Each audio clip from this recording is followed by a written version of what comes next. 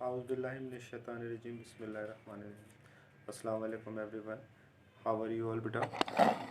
उम्मीद है आप सब खैरियत से होंगे और अल्लाह ताला हम सब के मामला अमन व आफियत पर मबनी रखे. अच्छा देखिए, आज जो हम पढ़ने जा रहे हैं वो है अनदेखा इख्तिबास.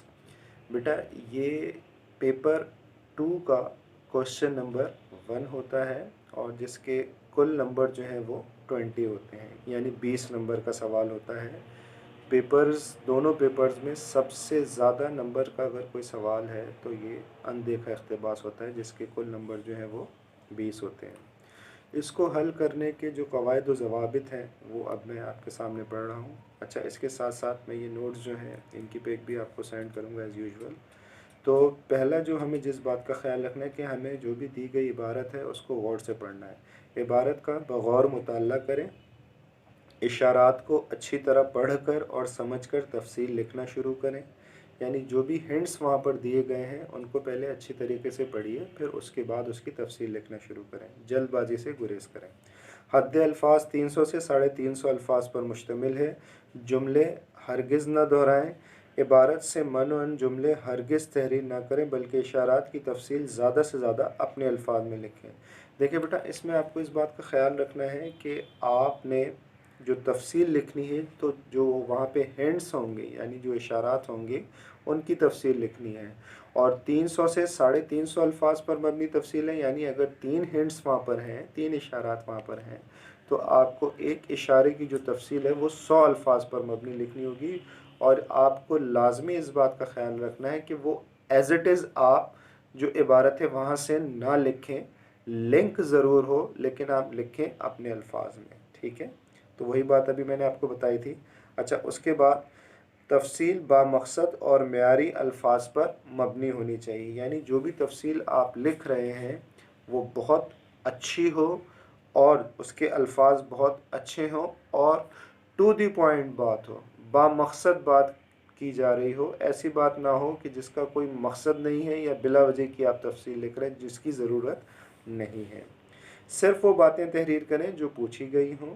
बेमकसद और गैर ज़रूरी बातें लिखने से गुरेज करें. यानी जो रिक्वायरमेंट है, एज़ पर रिक्वायरमेंट आपने जो है उसकी तफसील तहरीर करनी है.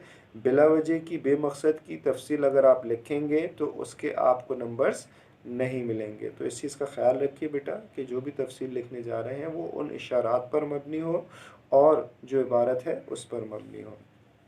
अच्छा, उसके बाद है जनाब, आम फहम मेयारी जुमले लिखें जो उन्वान और इशारात से मुताबकत रखते हो. आम फहम यानी जो सबकी समझ में आने वाली बात हो.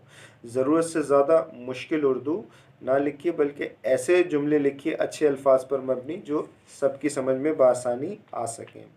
उसके बाद है जनाब, जो मैंने अभी थोड़ी देर पहले आपको बताया कि सखील उर्दू लिखने से गुरेज करें. अक्सर बच्चे क्या करते हैं कि सखील उर्दू यानी मुश्किल उर्दू लिखने की ख्वाहिश होती है और उसकी वजह से वो जुमले जो है बाज़ वक़ात कवायद की रूह से गलत तहरीर कर देते हैं. तो आप इस बात का लाजमी तौर पे ख्याल रखिए, जब भी आप किसी भी चीज़ की तफसील लिखने जा रहे हो तो सखील उर्दू, मुश्किल उर्दू लिखने से पहले तो गुरेज करें. मेयारी उर्दू होनी चाहिए, लेकिन ज़रूरत से ज़्यादा मुश्किल उर्दू जिसके मानी आपको नहीं पता, तो ऐसी उर्दू लिखने से आपको गुरेज करना है.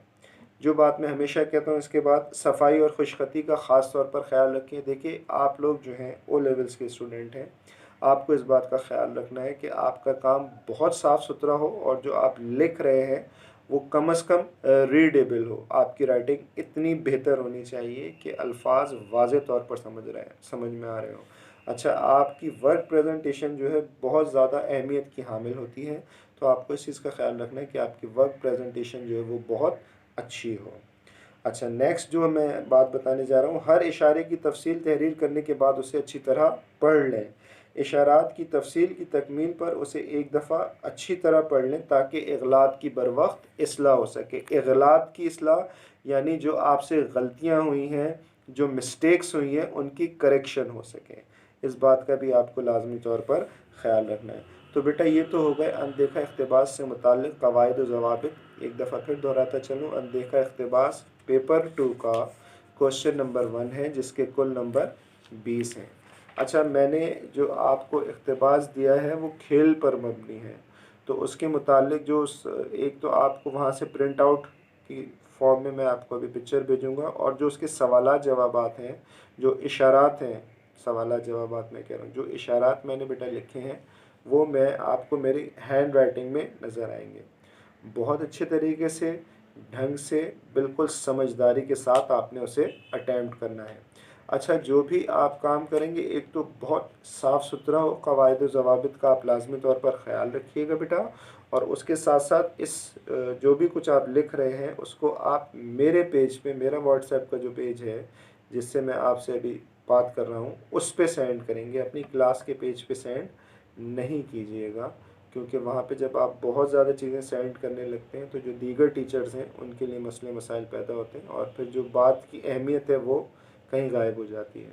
ठीक है, तो इस बात का आप सबको ख्याल रखना है। अपना, अपने घर वालों की सेहत का ख्याल रखिए, मेरे लिए दुआ गो रहिए, मेरे घर वालों के लिए दुआ गो रहिए। अल्लाह ताला हम सब के मामला अमन व आफियत पर मबनी रखे।